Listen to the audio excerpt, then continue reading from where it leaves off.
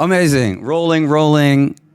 Yes. Okay. Hi, and welcome to a very special episode of OCyCy, brought to you from the heart of the Lower East Side, where I sit down with cool people from the neighborhood or who are in the neighborhood often that do interesting stuff or projects that matter.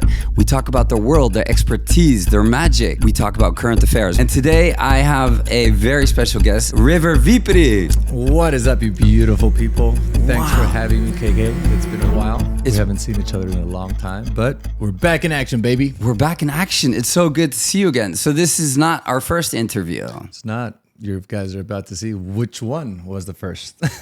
What do you remember of that interview? Honestly, not a lot. It was in the beginning of my career. I was just bouncing around as a little young New York kid. Yeah. Well, Spanish kid in New York for the first time. So I was just all over the place, enjoying every single moment. And that was one of the most memorable shots we had because we actually had to redo that shoot because we lost all the pictures. So. No way. What happened? I don't know. Ask Peter or Roger. I think they deleted them by accident or the SIM card broke or something. So they just need. I mean, they had to redo the whole thing, and actually, we still have some of them, but we lost a lot of content from that shoot. Yeah, well, at least we got the interview. Exactly. I mean, you kept some of the content, at least, and you have it still. Damn, I have it. Okay, let's watch it. This is interesting. What kind of wild animal are you? Well, my name is River Delfin, The accent. and it means dolphin in Spanish. So I guess I'm more like a dolphin. How are you a dolphin? I don't know, I like to move, have fun. It's all about having fun in this life, so I have to do that. We were killing it. A skinny legend right there. Look at those chops, though. I redid the teeth. Wait, you had Shit today Those are is my working natural ones. very well. Look at I that, thought it was going to be strange because of the cat, Cycy. but it's quite weird to touch him, but it's nice. My cats have fur. You actually have the whole fucking thing. Elliot is a funny cat. Wow. Epic. Iconic. So Elliot just passed away. I heard, sadly, very sad day for Peter and Roger. I hope you guys are doing well. I know, it was kind of a mascot back then, right? Yeah, I feel like they were starting their journey in a way where I feel like Elliot was a big part of that journey because at the end of the day, whenever we were shooting, they would always have Elliot around, and I'm sure Elliot has pictures with absolutely everybody from then till today. I know. So it's going to be, at least I'll have a lot of pictures and a lot of memories of him because it's, 14, 15 years of having him, probably, something like that. So, but also one thing, your accent has changed a lot. Yes, that's the first thing. When you sent me the video, I was like, damn, the accent. I was like, wow. Also, the new teeth kind of made me stop lisping a little bit more. Yeah. So like now I sound a little bit better, but it's still somewhere in there. So maybe now cool if you say I have 4 cats and 9 dogs. Elliot is a funny cat. My cat has fur. 9 cats and 4 dogs. Wow. What does that sound like now? So I have 4 cats and 5 dogs. And funny thing is, I've never had a cat that had no fur. A little bit better. But I mean, I also did accent reduction classes, vocal coaching. That was literally, I think, my first month in New York. Because when I first moved to New York, I first signed the contract with Calvin Klein on my first day. And I think that was literally like that week or two where Jason was trying to like push me out there and be like, look, the kid is getting stuff. So like, let's get some photos for him. Yeah.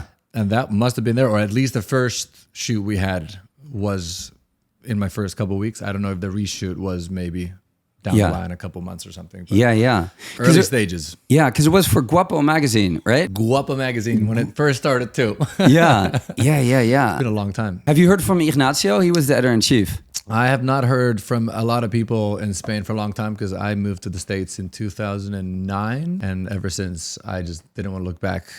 The American dream was the dream that I was going for. Yeah. And as a Spaniard, we always thought like if you make it in the States, then it's always easy to go back to Spain, to Europe, to whatever. So my goal was always here. And they always told me that I didn't really look Spanish. So it was easier for me to kind of like come and be like that commercial American, like next door neighbor type of guy. I never really wanted to be a model. I wanted to be an actor, but here we are 15 years later, still modeling. Wow. Do you like being a model? I mean, you go through ups and downs for sure. I don't think any young kid at 18 dreams about becoming a model, especially not people from my generation. I feel like maybe nowadays a lot more people look into like becoming models, influencers and all that kind of stuff. But when I was growing up, we all wanted to be soccer players, football players, or something like more manly or cooler like that. So I definitely started enjoying it when I started traveling. I love meeting people. I'm a very outgoing person, so I'm always out and about talking to people, making new friends. So that aspect of modeling was absolutely incredible, but it definitely has its downs where you got to lose weight, you look bad, your skin is this, you don't have enough money to eat, so you're like eating shitty food, and then your skin is breaking out. So you navigate through all those waters, and as guys, not a lot of people talk about that aspect of the modeling side. Like when it's talked about that, it's normally just girls. But it's definitely better than 9 to 5. I'm not gonna lie. Definitely. I wouldn't change a thing. But are you still like pursuing the acting? So, not to get into politics, obviously, especially not nowadays. I was like, I always wanted to get into acting, but the few times that I had an opportunity to kind of like take that leap and move to that other side of the industry, it's just very corrupt. There's a lot of over, how would you describe these people? I don't know, people that just want to like really show you that they have power over you, so that like eventually you're gonna have to do things that you probably don't want to do in order to like lock in a few roles here and there. Really? Still nothing crazy, but like, yeah, just random. I mean, I always share this one story that I won't be mentioning names. No, we'll just do fake names. But I went to meet up with these 2 producers in LA for the first time when I was like kind of going on for like a smaller role in like a pretty decent film. And I was 20 minutes late, which is very unusual. But you were here 2 on time. I wasn't even ready yet. I know, everything happens for a reason. So that day I was late, and by the time I got to the table, obviously there was another guy that was, I guess, going for the role also, a similar age and stuff. So I was like, okay, it's 2 guys meeting with the producers to see what's going to happen. So I kind of got late, ordered a glass of wine while I waited for them to finish their conversation. Then they ended up turning towards me. And when they turned towards me, the first question was, River, have you ever masturbated while putting a finger up your ass? Wow. And I was like 19, 20 years old. So I was like, whoa. That's crazy. So I kind of took a little sip of my wine. I said, gentlemen, it's been a pleasure. I don't think this one is going to be for me. Yeah. And stories like that, I mean, now we're seeing a lot more of it in the world, sadly. But like, everybody shoots their shot. But do you think the whole Me Too movement, that helped it? I mean, it definitely affected in a way. Was it a positive way? Was it a negative way? Did everybody want to then jump on the boat? Was that taking attention away from the people that really went through shit that totally like, wasn't like, I've always kind of like not really supported any of these like crazy movements, because like I've been doing modeling for 15 years. I've been put in situations that I was maybe not that comfortable at, but I've always walked out of those situations. Even if you lost a job, even if you got canceled from that campaign, even if you were not going to ever work with that photographer again, blah, blah, blah. Then it wasn't meant to be, because they didn't want you for your ability anyway. I'm a happy person. I don't have any regrets. Like, did some people maybe cross those lines and now look back saying like, oh shit, like fuck, like whatever, like, okay, I did it, but they forced me. Like, no, because you could have walked away. Like, you could have walked away knowing that you're going to lose the job for sure. Yeah. Like, I remember getting phone calls after walking away from situations that I was like, damn, that sucks. Like, yeah. I'm not going to shoot that fragrance. I'm like, okay, fuck, okay. But like, yeah, those are the choices you have to make in certain industries. I'm sure other industries have other choices that you have to make. And like, I'm sure some people have been in situations that are very extremely and bad. Yeah. But in my case, I've always seen a way where it's like, look, you draw the line wherever you want to draw the line. And if you don't cross that line, you'll lose some jobs, but like, you'll still be able to do other stuff. Yeah. Your life is not going to end just because you lost a couple of jobs. No, totally. I mean, my dad always told me there's no such thing as a free lunch. They keep more respect for you if you keep your clothes on. And there was a third thing, but I don't remember. But those 2 were... Those 2 are major. Yeah. Major, especially in this industry. Yeah, no, definitely. So, yeah, I've had to walk out of many situations. No, just kidding. I'm not a model. I'm sure you have. You've experienced some. Definitely. Okay, looking back, if you could say something to that 18-year-old River, what would it be? Well, sadly, that 18-year-old River did not listen to a lot of people, even if they told him to do things differently or anything in general. So I would probably just tell him, continue trusting in your intuition. Back in the day, I used to have a YouTube channel, and one of my clients made me cancel it. Why? And I did that because I was too overexposed, which nowadays we know is not a thing. No. So I'd probably just tell him, just really continue doing what you're doing, trust your intuition, and obviously do listen to some of the advice you're getting, but obviously pick the people that you're listening to, because some of the people didn't have your best interests at heart, but some actually did. Yeah. And looking down the line, now I'm like, wow, I should have definitely listened to a few of them. My agent being one of them. Oh, really? Love you, Jason. What specifically should you have listened to from your agent? So he told me a few times to not date certain people that I started dating throughout my career that we all knew was not going to be the right move. But as a little cocky 18-year-old, 19-year-old, 20-year-old kid, I said, fuck everybody, I'm going to do it anyways. Yeah, if you fall in love. And then there was one other situation where they were trying to help me buy an apartment in New York. And me as a young kid from Spain, I had no idea that you could even do like a down payment and then keep paying the house. I thought like the price of the apartment was the price that I had to pay all at once. And I'm like, I'm not doing that. No.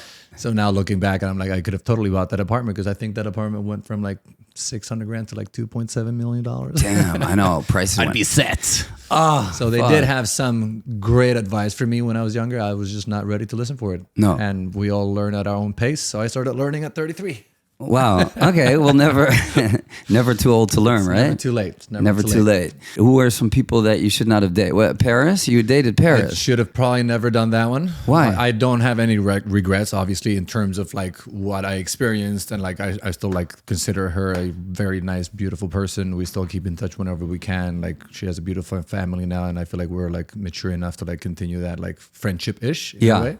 At least be cordial. Be cordial. I mean, my agent back in the day told me, don't do it because it's not going to be good for your career. Why? We didn't really know because I was like the next door neighbor kind of nice guy. And then I started dating a person that had a little bit more of like a rebel look to her. Yeah. I was young. I didn't really know exactly who she was. I knew who she was, but I didn't know to what extent it was like a thing in the States because in Spain, it was just like maybe a TV show or something like that. Yeah. And the next day that the news came out, all my clients canceled me. No way. So everybody thinks that it kind of like benefited my life and it kind of like set me back because everything that I had accomplished by myself kind of disappeared. And then I just became Paris's boyfriend. And then from Paris's boyfriend, you go to Paris's ex. And then from Paris's ex, you're like back to Z list. Oh, yeah. Yeah. And before that, you'd kind of built something yourself. Yeah, I was finally getting like, my agents always told me it was going to take me 3 to 4 years to like make a name for myself in the industry. I kind of managed to like find a little loophole in there. And like in 3-4 months, I was already opening the show for Calvin Klein and we had a contract exclusively with them. So I was in the right direction. Definitely. I had all my steady clients. I was You had Guapo magazine? Exactly. I was working with all the big people. Yeah. But after that, done. Yeah, but you were in love, no? Or not? Yeah, I mean, was it love? Was it lust? Was it excitement? It was just a mix of it all. Yeah. It was just like, imagine being a pizza boy that has never been to New York and now you're in New York and you're mingling around with everybody that you've always seen on TV. And like I got brought up in a way where like I didn't necessarily give them that much attention. I would still treat people for who they are or what they are, which is another human being. My mom used to always say that we all go to the bathroom the same way. I always go in the sink. I pee in the sink often. Yeah. Well, we can do that. Yeah. Some people can't. Yeah. Okay. But it was just the fact that I treated everybody normally. And I feel like that just kind of like allowed me to meet people that were maybe in different realms that people would have normally been like all over the place. I was just like normal with them and I would actually get to know them as normal human beings. And then you just connect with people when you least expect it. And her and I had some great times. Yeah. No, I can imagine. But yeah, it's true because it is always the whole package, you know? Is it lust? Is it beauty? Is it the experiences? When you're that young, you really don't know what you're going for. Some people would have, like everybody back in the day were like, oh, here's the gold digger. He's just going because she has the money. I was like, well, sadly, I spent most of the money that I had while I was with her. Not because she wouldn't offer to pay for shit, but just because as a guy, when you're dating a girl, normally we were raised in Spain, at least, that we normally pay for everything. Yeah. So like when you're dating somebody that's way above your life, how are you going to keep up with that? Definitely. You're like, let's have brunch. And it was the whole month. Yeah. It's like, okay, I'm not paying rent today. Wow. Okay. But what has changed most in your career and maybe your personal outlook since then?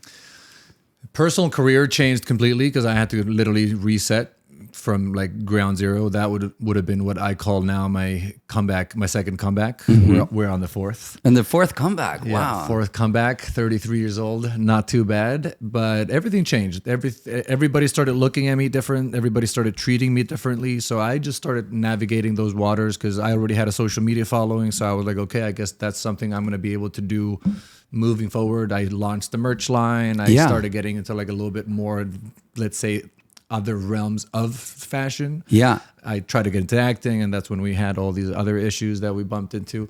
But I just literally lost myself as a person. Like River stopped existing. Now I was Paris's ex, Paris's boyfriend. So like everybody would remember me because of that in the States.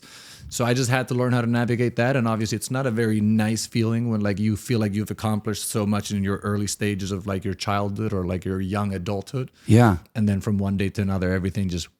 Yeah. Wow. I would have never thought of that, but it makes so much sense. Nobody did. That's why that made it even harder, because like you're trying to go through this whole process. Nobody understands what the fuck you're talking about, because everybody's like, what do you mean, bro? Like you're amazing. You're this, you're that. I'm like, I wasn't really that. I was just a model. Yeah. I was just doing my modeling stuff. I was like, all my life was there, but now my life is not there, because now people are not looking at me as a model. Now they're looking at me as a celebrity. They're looking at me as the ex of a celebrity. They're looking at me as the ex of the biggest celebrity. Like, yeah. But I'm still River. Like, what the fuck? River Viiperi, River Delfin. Still to this day, I'm still like, it's been what, 14, 15 years since then. And I'm still kind of, you still hear it. Like people still joke around like, oh, you know River? Oh yeah. You know he used to date. And then you're like, guys, that was 13 years ago. Can we just move on? Yeah, definitely. But nothing but love for her and her family. Yeah, no, totally. She seems cool, but that's super interesting, and I can totally understand what you're saying. It was interesting for sure, to say the least. So, but your life, like in the present, seems like flawless, right? On social media. Well, that's because we all have Instagram, and that's what we have to do for a living. Yes. Everything has to be perfect, because if not, nobody wants to work with you. Yeah. Is it perfect? Probably not. Do I go through my ups and downs? Absolutely. Yeah. But I mean, life, I've always said life is like surfing. Sometimes you're on the fucking wave. Sometimes you're getting crushed by a wave, trying to survive, trying to come up for a little breath of air. Yeah. And sometimes you're just waiting, learning patience, waiting for the next wave to come and just hop on it. And hopefully you learned enough to ride it a little longer than the first time. Yeah, no, totally. And is it difficult when you're having a hard time to make it seem like you're having a great time on social media? I mean, I feel like in this industry especially, I've always said, like, when I leave my house, I leave my problems home, because I don't think, some people would call it emotional intelligence. Some people would call it being a narcissist. Some people would call it being selfish and only caring about yourself in a way. But like, I leave my problems home. So when I step out of the house, I'm me as pure as can be, because I don't want my negative energy to affect your own problems, your own life. So like, I would like to go out and enjoy myself when I have a beer, when I meet up with friends. Totally. And does our catch up, like today, for example, why does that have to turn into like a negative experience? Like, we can totally get into deep conversations and stuff, but it doesn't really have to be like, I'm so depressed, bro. Like, totally. Like, nobody's gonna want to hang out with you if you're like always bringing your shit around. Like, exactly, leave your baggage home. And obviously, if it's like tough shit, like, deal with it, but don't ignore it. Don't like brush it under the rug. Nowadays, it's easier. Everybody's kind of waking up, and everybody's like more willing to like accept the fact that we are vulnerable and we all have our issues and our problems and things. So like, it's better, but I still decide. I always choose to leave my stuff home to make sure that right, because there's so much, like when you turn on the feed, there's so many bad news anyway. It's kind of nice to hear, to also see beautiful things and aspirations, and to be able to inspire people. Exactly. And like, realistically, you don't want to be sharing everything with everyone. No. Like, yeah, like positive things. I like to share positive things, because at least somebody who's going through a negative experience sees something positive, kind of like brings him up. Yeah. If we're all sharing negative, like the news, I haven't watched the news in 14, 15 years, because you turn it on, it's not going to be one good thing. I know. It's all death, it's wars, it's this. Like, and I get that's a reality, but I'm like, you know what? Not my reality. I live in my little bubble. I don't bother anybody. I hope nobody bothers me. And I just try to go about my shit. Yeah. Enjoying what I can. But does that make you feel detached sometimes or not? I mean, yes, but no. Because again, you're in your bubble. Yeah. So like, you're always detached. We're all totally, like, even if we live the same experience, our experience is going to be completely different. So like, yeah, because it's all how you interpret it. Exactly. So like, your own personal experiences are going to make you see something that I'm seeing like, wow, that's amazing. You're going to be like, holy shit, that was fucked up. Yeah. Yeah. So like, we're always detached. Yeah. So we might as well just be detached, but in a friendly, positive way. Yeah. No, totally. It's all in the eye of the beholder. It all is. And that's something, sadly, that we learn a little too late. I wish that's something that we could learn earlier on. Yeah. I feel like young kids are now learning a little faster than we did, but... Right? I have the feeling too. Probably because social media and a lot, they know so much. Everything is exposed now, so it's easier. Obviously, you have to pick your poison. There's a lot of stuff that you probably shouldn't be watching, like the way I stopped watching news. There's probably a lot of Instagram accounts and a lot of TikTok accounts and a lot of other accounts that you should not even know exist. Yeah. But we have everything in our hand now, so everybody has access to whatever they want. Yeah. Just make sure that you pick the right stuff. Yeah.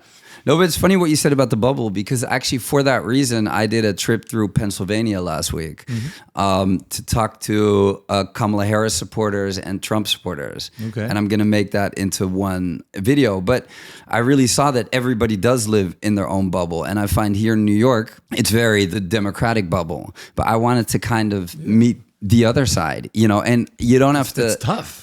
Yeah, and you don't have to agree with everybody, but at least starting a conversation can help to more understanding. That's what I believe in. The one thing I've never really understood, and again, I'm Spanish, I can't even vote. I could care 2 cents on left, right, center, yellow, green, black, like whatever it is. But the one thing I do see is when people talk about it, everybody from Trump's side is accepting of everybody else's opinion from Kamala's side, but like people from Kamala's side are not really willing to listen to anything from the other side. So 1,000%.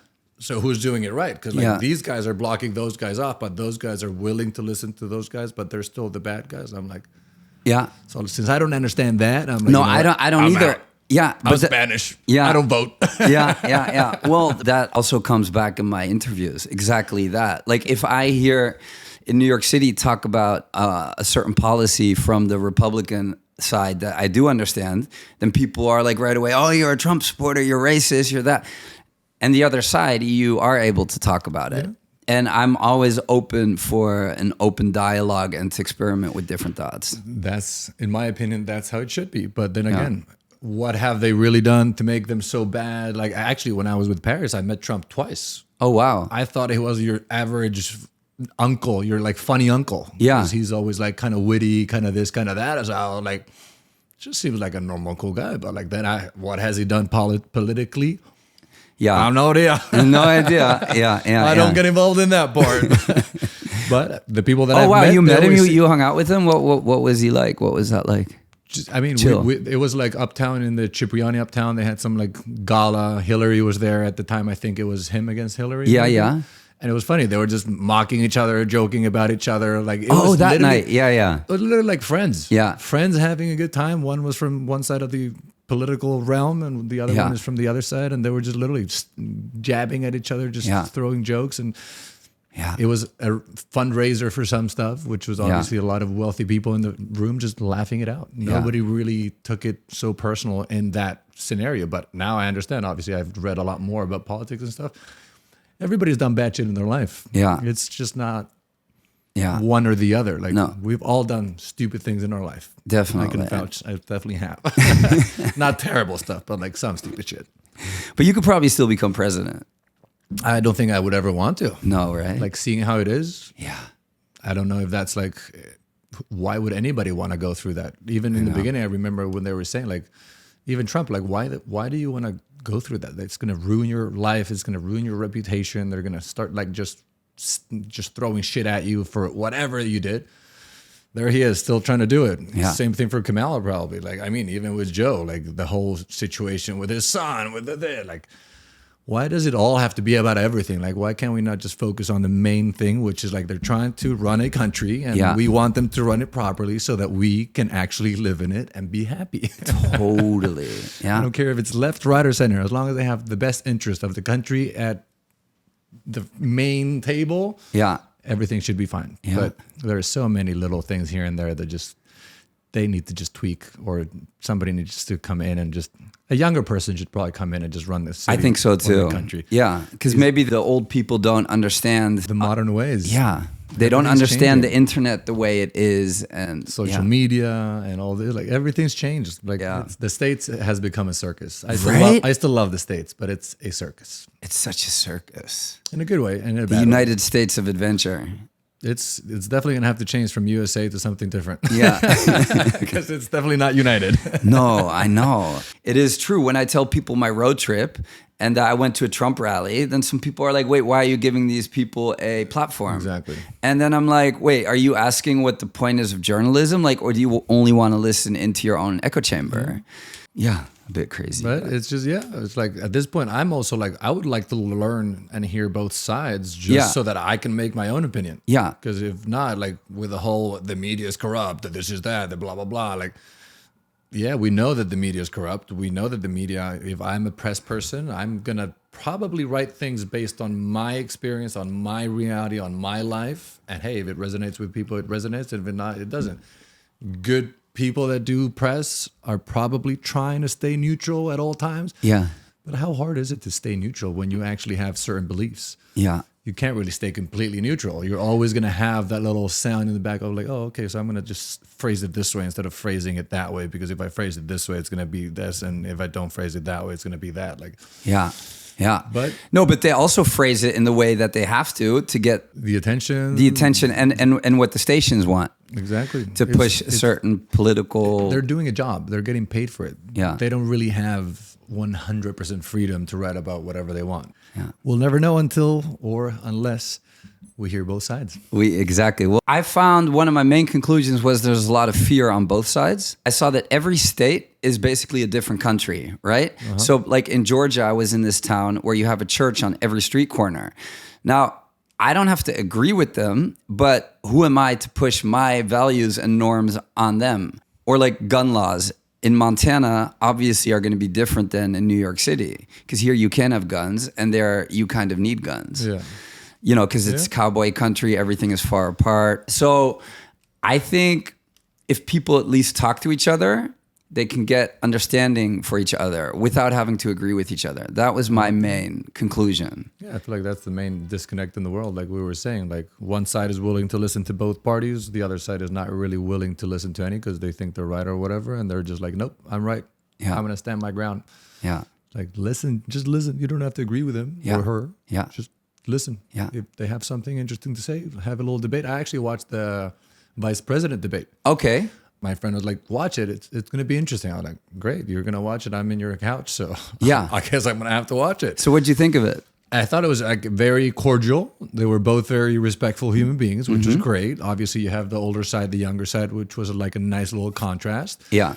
I thought it went great. I was like, this is actually how it should be. Yeah. People kind of respecting each other, their time. Obviously, there's going to be a couple of things here and there that are always going to try to like get a reaction from one another. But like overall, I was like, wow, that was actually like a very mature conversation. And they kind of like touched on topics. A lot of people were saying like, oh, but he's not answering any other questions. And I'm like, that's what you do when you're press trained. Yeah. They throw something that you don't want to answer. You fucking find a way around Yeah. it. I mean, you've been answering every question, actually. I never shy away. And that's why I know that sometimes I get in trouble because, like, you never know. Some people will try to edit it in a way, especially when you're doing written press and stuff. Like, they'll write a sentence that you said that sentence, but they'll put it in the beginning of the sentence instead of at the end. And that changes the whole fucking sentence. So then you're like, Damn, why did I say it like that? You should actually always just tape the conversation yourself too. Normally they wouldn't allow you, but now I've seen a lot of people that started doing that because then if they do that, then you can kind of prove that they are tampering with like the reality of the situation, which is sad. But like I've always said, like, look, if that's what people want to do to me,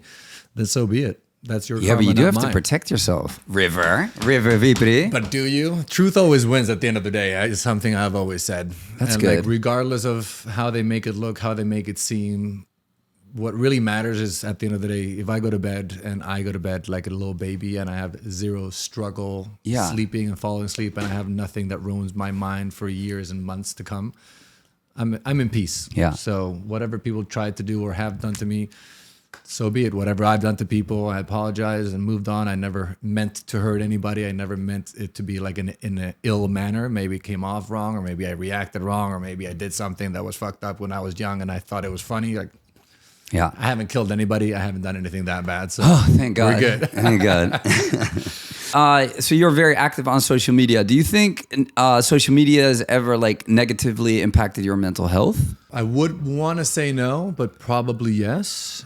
just by comparison. You don't even realize, but you're kind of comparing your life to other people that you're watching. Even if you're just scrolling through, you're like, oh, wow, my friend from this place is doing that. Oh, wow, like these friends are now traveling in St. Bart's. Oh, wow, these guys are like celebrating New Year's in Australia. Like, so little by little, you probably try to be like, oh, wow, is my life not on track? Like, am I doing something wrong? Yeah.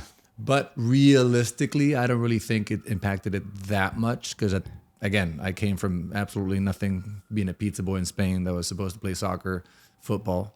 Yeah. And my life's been great. So like I've never really compared it to other people. So that's what you tell yourself then? Because that's kind of cool. Yeah. What kind of tips would you have if someone feels like that?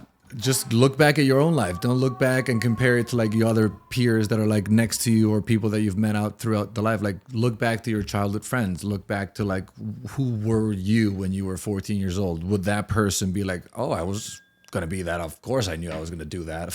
Yeah. Obviously I knew I was going to travel 50 countries by the time I was 25. Like, no, I'm like, okay, I was a pizza boy. I was supposed to be nothing. My teachers always told me that I was never going to get to anywhere. I didn't really like football. So when I got scouted by Real Madrid when I was 14 years old, wow, it was exciting, but I didn't want to play football. No? I was just like, this is not, I just wanted to play football because I wanted to have like that camaraderie, that like group of friends that we all did the same thing. We had like that brotherhood and all that.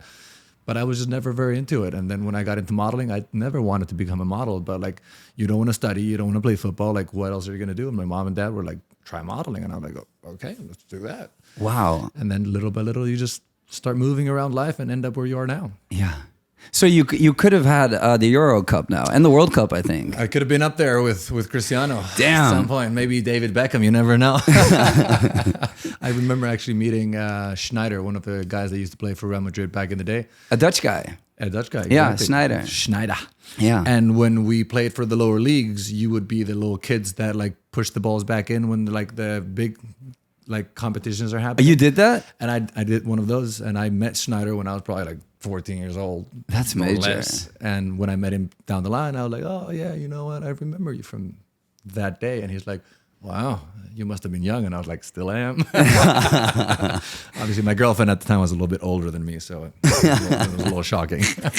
Because his wife and parents were friends, so like we ended up reconnecting, go to the horror nights in LA. And wait, Jolanta? Is he still with Jolanta? I don't know. Okay. Because last I heard from them, they were in Turkey. So that's when I kind of like lost track a little bit of them. Because obviously we're all getting older and we're all retiring and we're all doing a bunch of different things. So life kind of got in the way. Yeah. But I hope you're still with her. Yeah. Lovely couple. Yeah. Beautiful people. Yeah, definitely. Oh yeah, you always start your messages with "Hello, beautiful people." Where does that come from?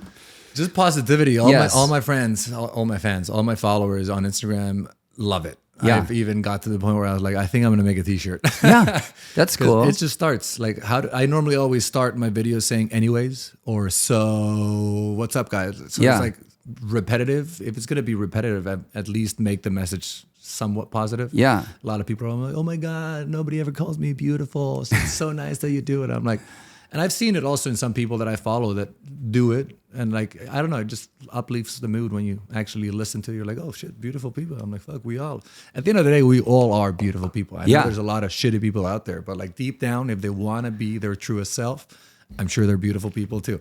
Nobody gave them the guidance to become the good person because they thought that being the bad person would probably get them there faster. Gary Vee would say, good guys always win in the long run. Do they? How fucking long is that fucking race? I want some answers.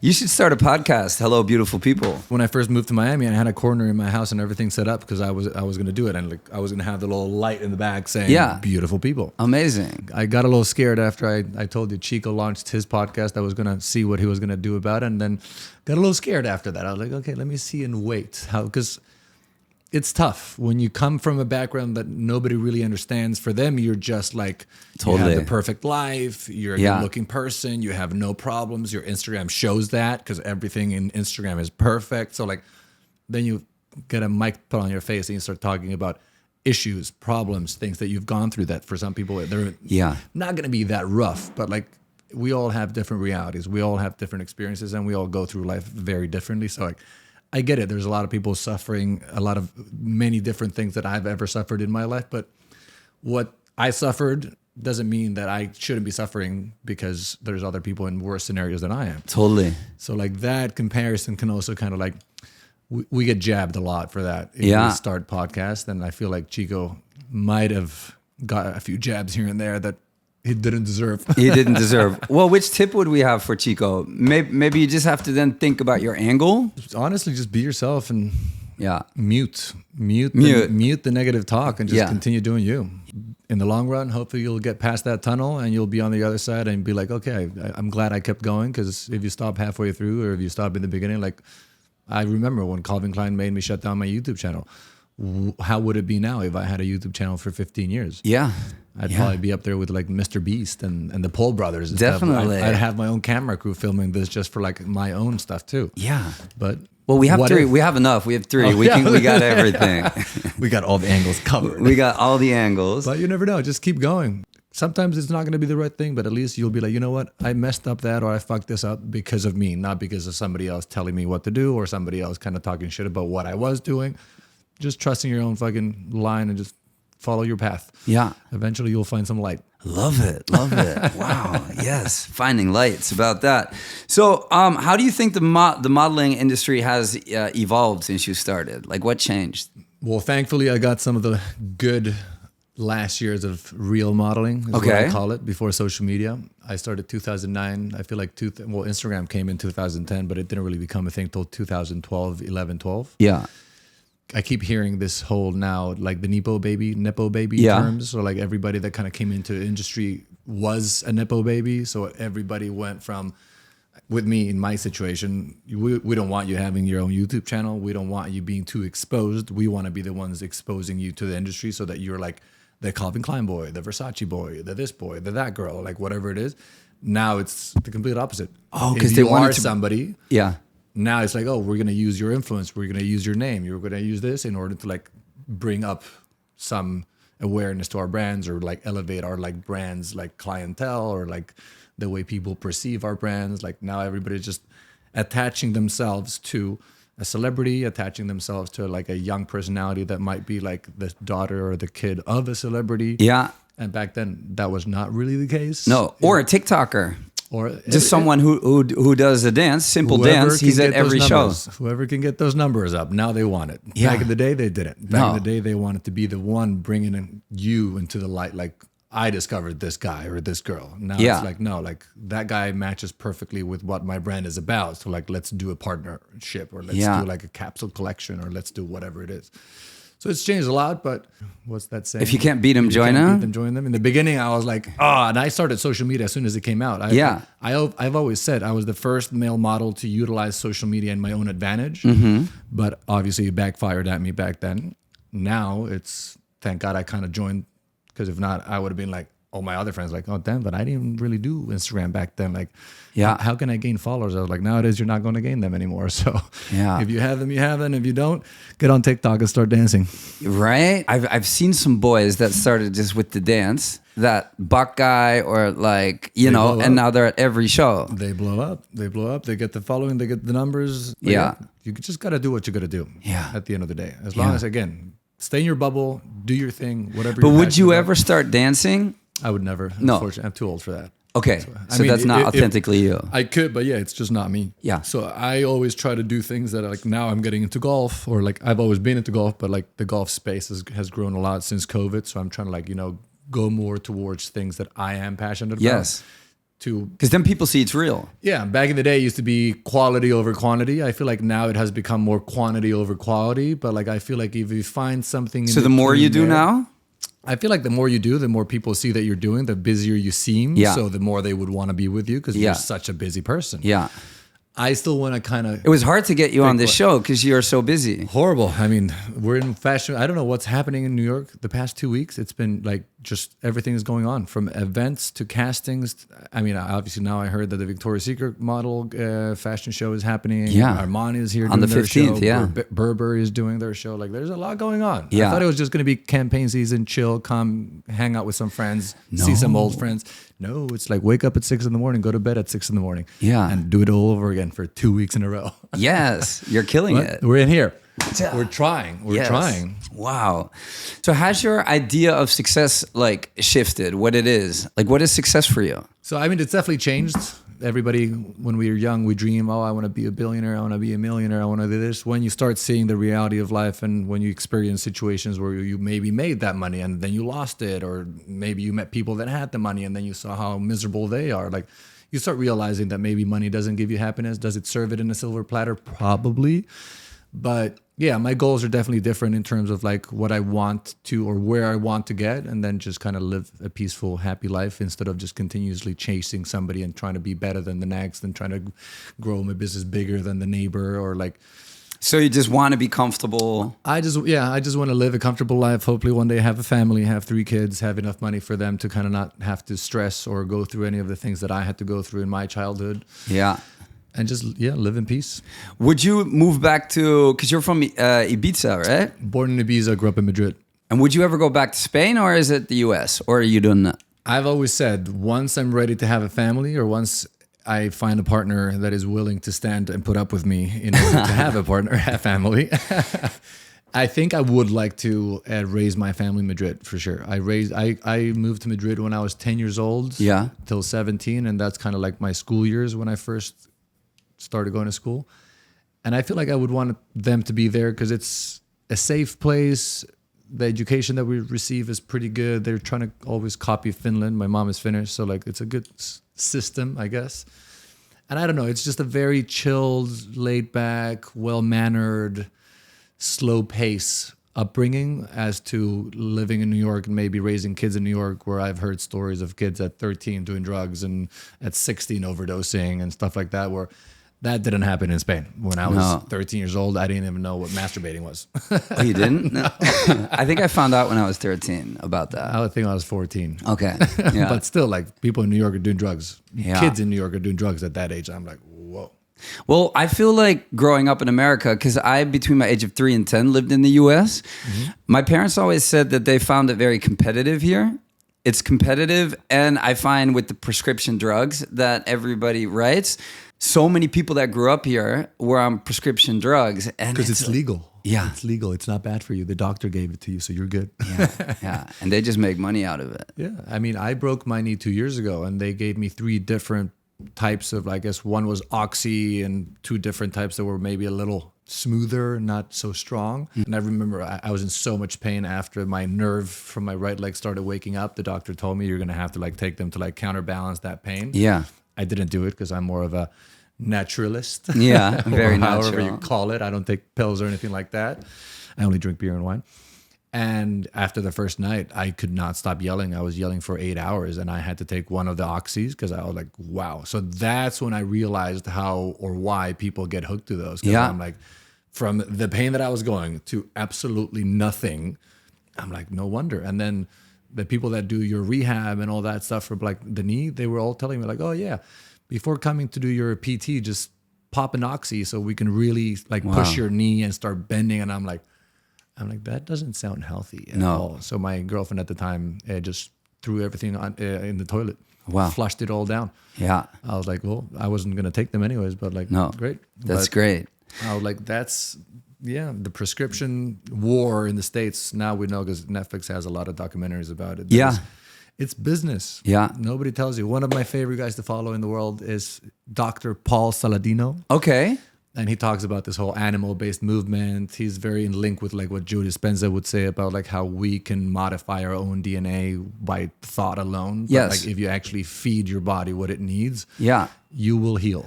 Your body will heal itself as long as you're giving it what it needs to do that. Cool. I'm going to check it out. Does he write books? Does he have a podcast? He has a podcast. Okay. I'm pretty sure he has a few books. Cool. He's more on the podcast, Instagram kind of realm, but Joe Dispenza has books. Joe Dispenza has a bunch of stuff, and that's the main guy. I'm going to check it out. Joe Dispenza is epic. Wow. Epic. Damn. We can change our DNA by only thinking about it. That's cool, because I know about the neural pathways that you can create. So this guy kind of just breaks it down into simple English so that like people can slowly but surely start making the right choices, taking the right directions, taking some few exits here and there from like all their toxic habits that we have. Another book that I'm reading now is Atomic Habits. Oh yeah. How small habits can just change your life. And it's true. Yeah. small, even like the beautiful people, that sentence alone can just wire somebody like, oh shit, okay, I was depressed, but this guy just called me beautiful. So the day is already positive. Yeah. When you go to the gym, you're already in a better mood than you were before going to the gym. Totally. All these small little things we can do in our day-to-day life that will improve throughout our life. Love it. But it's hard. I can see you going in that direction too, like inspiring people like that. Oh, I'd love it. I'd love it. I've been doing a bunch of like spiritual stuff and a bunch of different weird like wellness centers, retreats, and all these kind of like modern day things that everybody's getting into. And yeah, 100%. I'd love to be like Dr. Schuberman and all these like great people that are out there just empowering the world to just become your better version, your best version. And are you seeing anybody at the moment? Single and ready to mingle. I think I'm going to stay single for a while. I have gone through a lot of toxic relationships, and I'm not saying it's their fault, but I'm just saying that maybe there's something in me that I need to heal in order to attract the right person. Oh, really? So now I'm getting into the whole childhood trauma and why are you emotionally locked up, and all the negative experiences that you've had in the past are probably why you're repeating the cycles. Oh, interesting. And then apparently now they say that it comes from like childhood, from like how your mom raised you and how her mom raised you. And apparently we carry 7 generations of trauma within ourselves today. So I'm just unpacking my luggage. Wow. And do you do that with a therapist or do you do it yourself? So I've tried therapy, and unfortunately I've always told people it's very hard for me to connect with a therapist in terms of like nobody has really gone through the same experiences I've gone through, at least not nobody that I've met yet. I'm sure there are.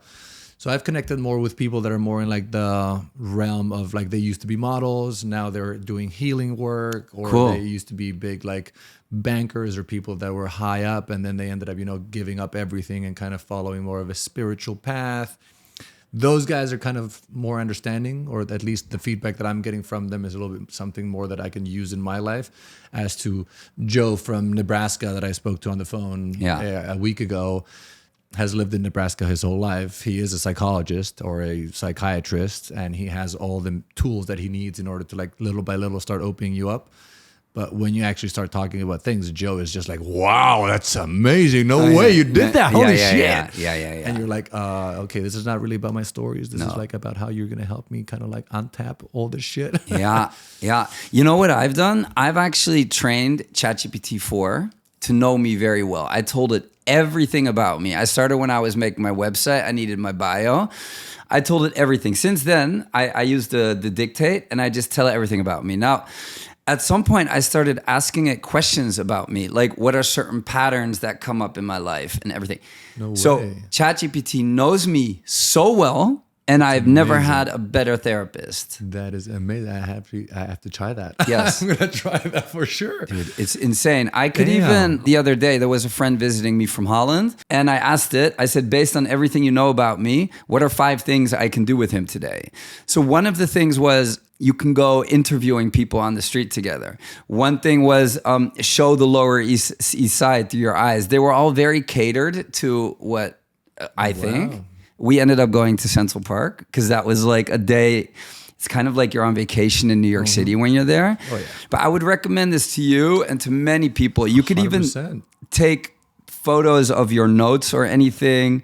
Just upload them. It doesn't have to be perfect sentences. You just keep on going, saying the same thing, and it breaks it down. It's so amazing. I'm not going to lie. I used ChatGPT for a lot of things, and I did not think about using ChatGPT as a therapist. That could be very interesting. Do you want them to know all about you, though? That's my other side. I trust it. I mean, they already know it, but... They're not. But I'm quite open about thoughts and everything, and I do dare to say it to I would never put it on social media like we talked about. I think that should be kind of positive. Yeah. But there's not like any illegal thoughts or anything. So... They're allowed to know everything. I don't give a fuck. Even if there was, I feel like at the end of the day, thing is with social media, like even if we only post the positive things, I think we should post some of the negative things. Sadly, it never gets all that engagement that you want. It never gets all the attention that you would expect. But in the long run, again, I feel like little by little, all these guys that started sharing about how guys have to be vulnerable, and people that are like now telling men that they have to open up and be more connected to their feminine. In the beginning, they were like, what are we doing? Like, no guy wants to be this or want to do that. But like now, little by little, we're realizing like, oh shit, I have to unlearn everything I learned as a kid. Yeah. Because I was supposed to be this tough guy, or my dad would tell me to shut up if I was crying and this and that. Yeah.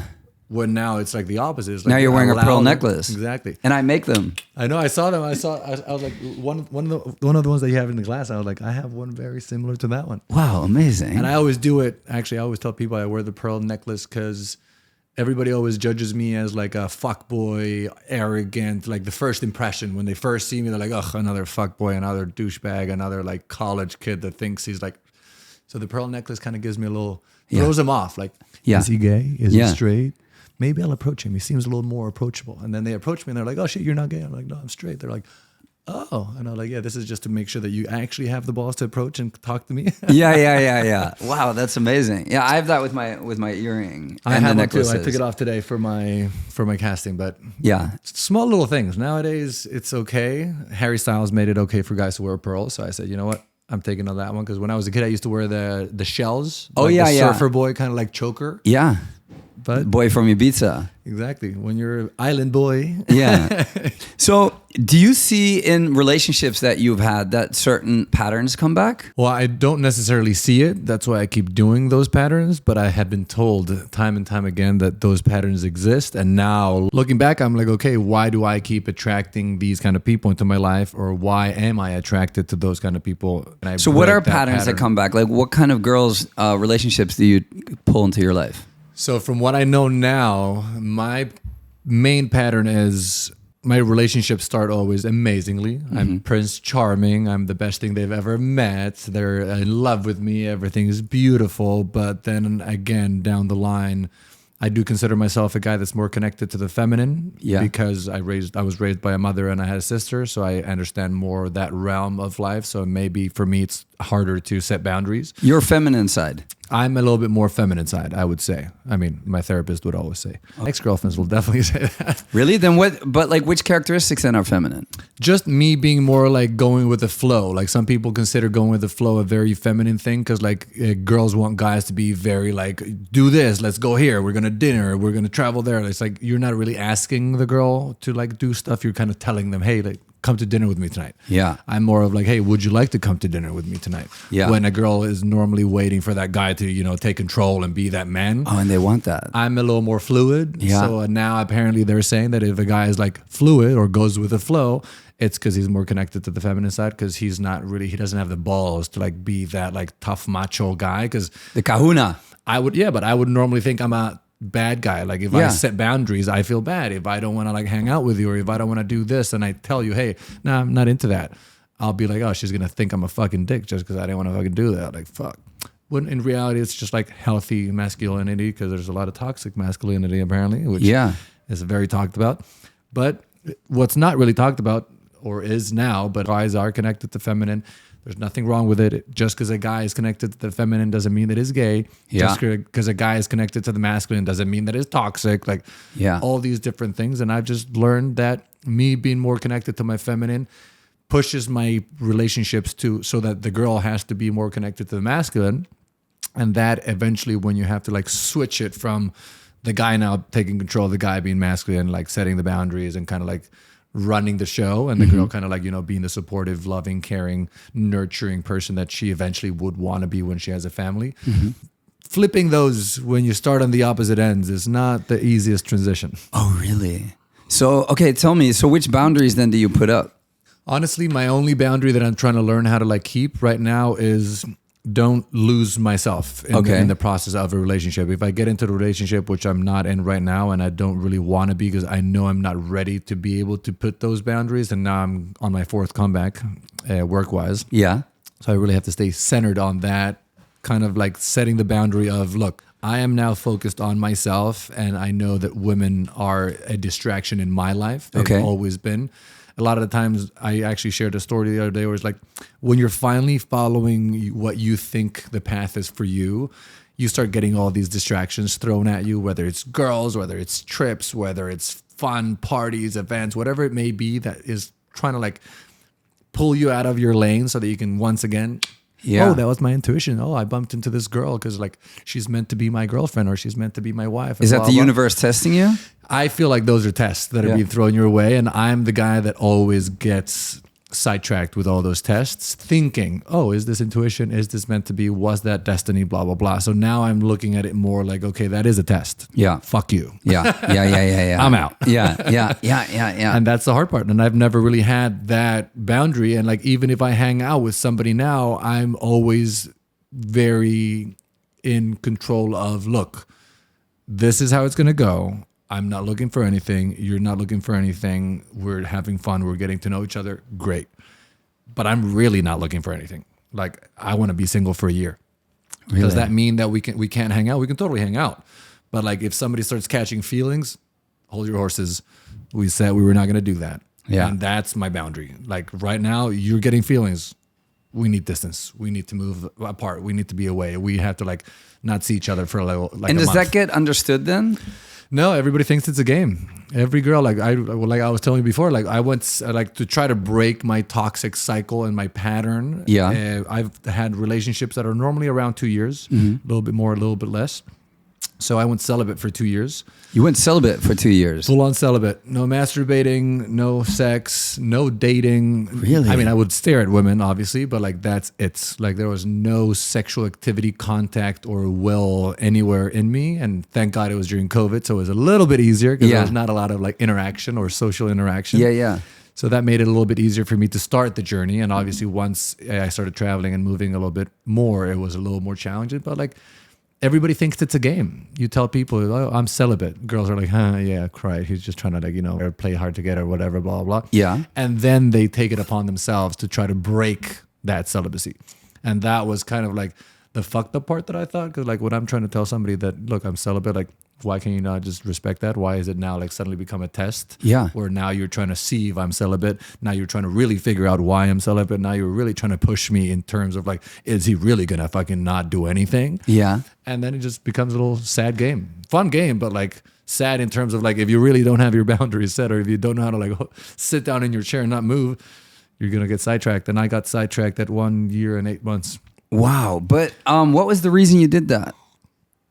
These cycles, toxic relationships, like relationships that always start extremely well and positive, and I'm just like the best human in the world. And then little by little, once I start realizing, oh shit, I should have set that boundary, or maybe I should have communicated that one better.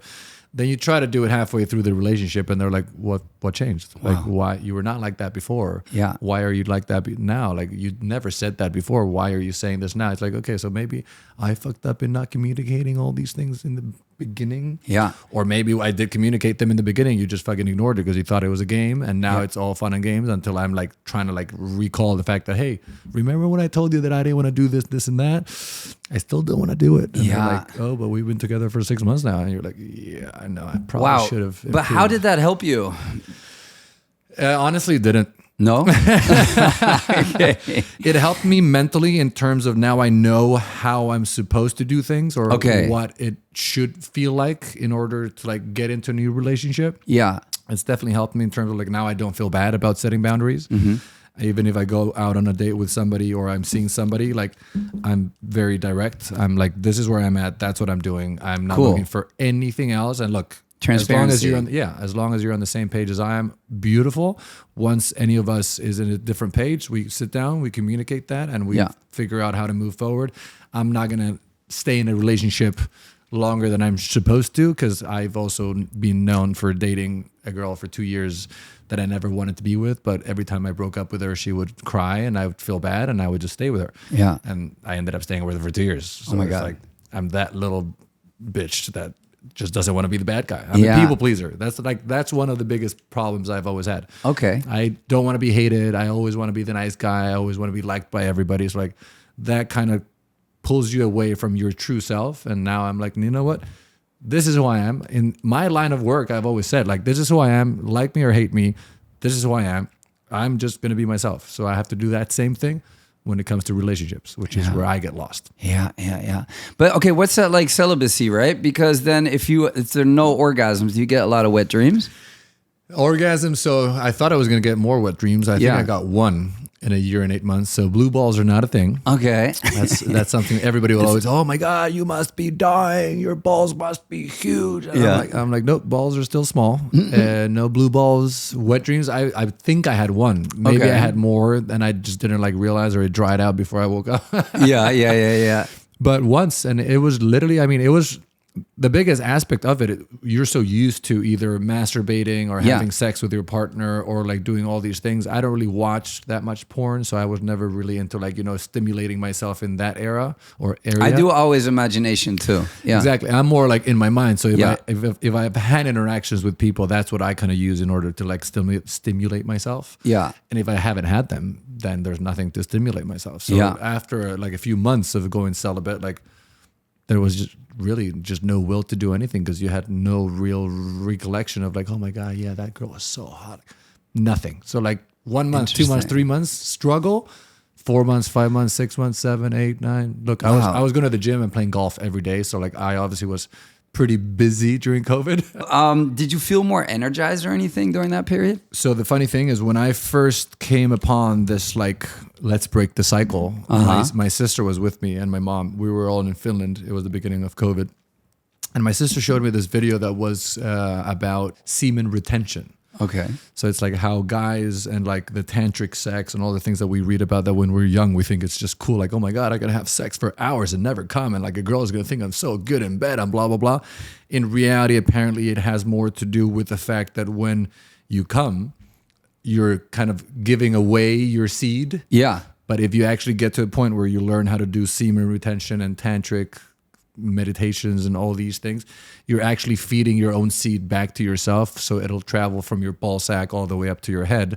Apparently it'll help activate your pineal gland and just improve your overall like everything. Wow. So I will say I was definitely a lot more in tune with myself, focused. I definitely also, I mean, you feel weird because you're not doing what you are so used to doing every day. So spiritually, you definitely feel like you're doing something different and you want it to like make a difference. So I feel like you're also like overthinking all of it. Like I was just like very focused on not like sidetracking myself, not going out to drink with friends, not doing anything but what I was intended to do. And thank God, again, it was COVID, so like there was not that many options. In Finland, we had a lot of options. We could still go out because it was all kind of open. Yeah.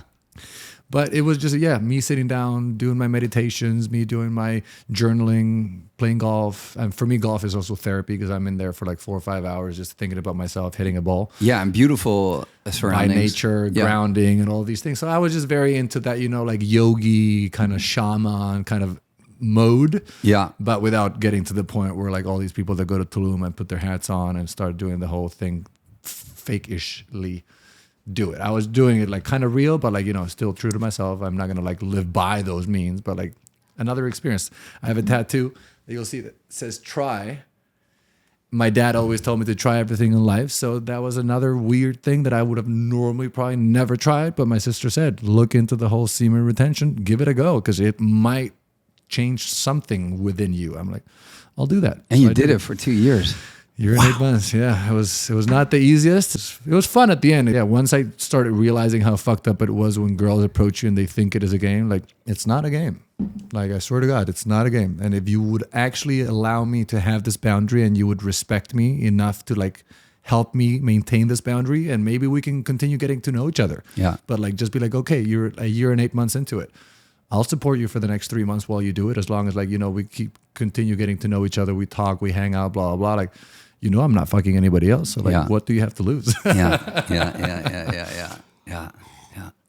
But nobody really like supports that. Everybody thinks it's a game. And a lot of girls would also get very insecure because they think, oh, I'm probably just not hot enough for you. Oh, really? And it's like, it has nothing to do with you. It has all to do with me. Yeah. Like, don't get in your head. Don't start thinking that I'm not banging you because you're not hot enough. Like, trust me, I would. I'm just celibate. Yeah. Let's just leave it there. Like there's no more to it. Yeah, but you're not anymore. I'm going back into it, I think. Oh, really? Going back into it, yeah. I've been debating. But the same thing. It's just like nobody understands nowadays, apparently, that a guy doesn't want to fuck you the first night that you go out. Nobody understands that you're just not a man whore. You're not a fuck boy. You don't want to have one night stands. People just don't really accept of it. Again, for the same things. If you don't want to fuck a girl, oh, she's not hot enough. I'm not pretty enough for you. You're just not into me. I could be literally drooling over you. Yeah. And I would still rather not fuck you the first night because it's just going to like make it seem so that now every time we hang out, we have to have sex. Totally. I do it sometimes here, even with Grindr, and that really surprises people because Grindr is quite a sexual-based app. But sometimes I have people over, and then I'll have like good vibes. I'll have like the music on, the lighting, whatever, and I'll be like, "Oh, you want a drink?" And then sometimes people are like surprised, and then often, like, yeah, it ends up maybe sometimes. Usually we do have sex. Sometimes. No, but often it's like having that connection first or not having sex on the first time is way cooler because then it's like, 100%. Oh, we'll meet up again. And if it's like meant to be something more, then it's gonna come anyway. 100%. You know, you don't have to force it. Like, I mean, by no means, if you have a date and it goes amazingly and you end up, you know, going back to your place or going back to my place and you end up hooking up and it like escalates from there, as long as it feels natural and it's like great. Because like then again, but it shouldn't always have to be like that. It shouldn't. 1000%. When you break that seal, then everybody feels, oh, so now every time we hang out, we have to have sex. Like, no, you can still come to my place. Even if we had, you know, we slipped.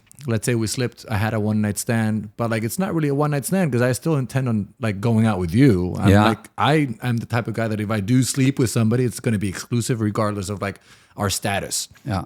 Hopefully the other person is also exclusive, but if not, once you find out they're not, next. But like, like when I'm getting to know somebody, I like to go one person at a time. I've never been a guy that loves sharing. So like for me, it's like, if I'm into you, I'm into you. Yeah. Could be 6 months, could be a year, could be 2 years, could be 2 days. Could be forever. Could be forever. Yeah. But like, hey, I'm into you. I'm focused on you. I'm not worried about the noise around. I'm not worried about all the other girls. I don't care who's DMing me. I always tell a lot of the girls that I hang out with, I'm like, you have nothing to worry about because in my DMs, I normally only get guys. So really, not a lot of girls. I mean, guys are wilder than girls. Yeah, so like, gay guys especially. Yeah. It's like, hey. So I don't have a lot of girls DMing me, but I do get a lot of guys. Oh, really? Which is also nothing to be worried about. No. delete. Yeah. Wow. But yeah, nobody respects boundaries. That's why you have to be the first one that knows your boundaries and knows how to just, I'm going to stick to this boundary. You find it scary to enforce your boundaries? Yeah. I mean, scary in terms of, I know I'm going to, like, they're going to think I'm the bad guy. They're going to think I'm a douche. They're going to think I'm a this, when in reality, I'm just really trying to learn about setting my boundaries. And unfortunately, your insecurities don't come into play with my boundaries. And if my boundary means we're not having sex, it's not because you're not hot. Yeah. It's just really because I don't want to cross that line yet. Amazing. Wow. Next time I talk to you, it'll be hopefully faster than in 10 years. I was going to say, maybe not 15 years. But what will we be talking about? What will we have going on? What are our future plans? Hopefully we'll be talking about how amazingly your podcast is doing. Yes. How incredible my family is. It'll be a show then. Exactly. It's going to be a show. It's going to be a full-on show that we're going to be like reminiscing, and we'll be watching these videos like we watched that video. That one was sadly very long ago, so hopefully in the next 5 years we'll do this. Yeah. But you never know. I'm going to hopefully be rooted somewhere, whether it's Miami, New York, LA, somewhere in the States for sure, I think, unless I have a kid or a couple kids or maybe 3. Yeah. And then maybe I'll be in Madrid, just living a nice, peaceful life for a few years until they're old enough. And like my parents, once they turn 18, then I'll go back to my crazy stuff and they can live their own life. Wow. In terms of goals, I'm a guy that goes day by day. After COVID, I don't plan anything in advance. So I don't even know what I'm doing tomorrow, so I can't tell you where I want to be in 5 years, but hopefully I'll be in the right path and doing the right thing. Wow, that's amazing. Dude, I'm so proud of you of like what you're becoming, what you've become over the past 15 years, everything you've done. Same. And I feel like you are an inspiration for people, and keep going on like that. Likewise, and I hope you keep getting a lot of people into this podcast so that you can keep sharing a lot of these stories that need to be heard. Yes. Thank you, dude. Love you, brother. Love you. There we go. Fuck yeah. All right. Ladies and gentlemen, beautiful people. Looks good. You'll see.